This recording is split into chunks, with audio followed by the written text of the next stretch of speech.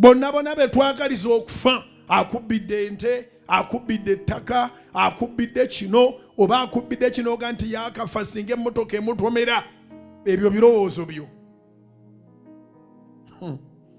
Era kyova olaba ababi babuzaabuza nnyo bw'oba tolina kumanya mu kigambo kya Katonda. Kubanga ogenda nolaba ng'omubi tavaawo.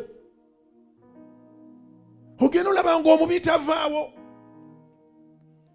Sitaani ayinza n'okulimba. Olekeraawo okukola obutuukirivu. Olekeraawo okwesiga Katonda. Naawe otandika okukola ebibi.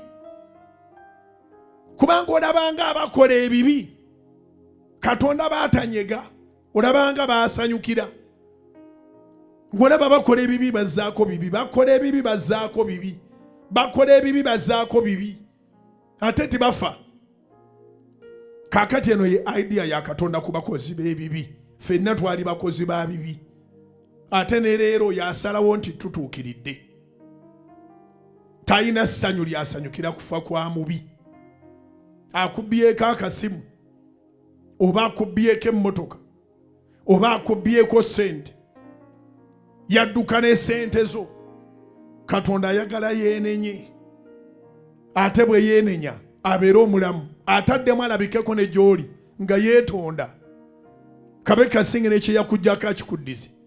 Ne bw'aba tasobodde kikuddiza, naye Katonda alina ekisa. Era ggwe omubi ampuliriza, eno Salt Media ewulirizibwa abantu bonna, ate bagiwulira okumala ebbanga ne balyoka basalawo. Ggwe omubi toyongera kubeera mubi.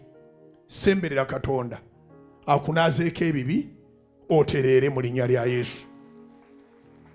Omubi toweeyongerayo obweyongezi, tolina gye weeyongera.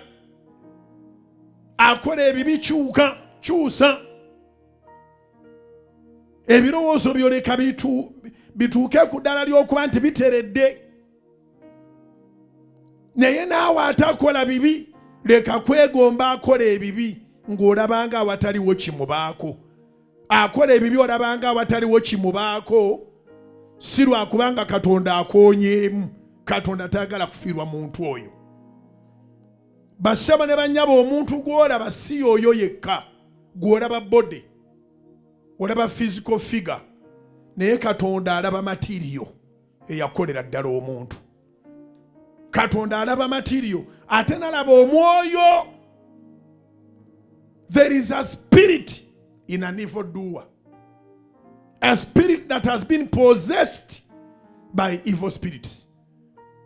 Yensonga lwaki Yesu agoba emizimu, yatuwa obuyinza okugoba emizimu. Agamba obonero buno bunaagendanga namwe munaagobanga emizimu mu linnya lyange. Yensonga lwaki yaliko ligioni ennamba ey'emizimu, gyamwegayirira waakiri gigende mu mbizi. Yesu n'agamba waakiri embizi zifa, naye omuntu olwo n'awona. Emizimu gyali mu muntu omu nga gijjuza embizi 3,000. Embizi 3,000 ne zibuuka mu bbanga ne zigwa mu mazzi.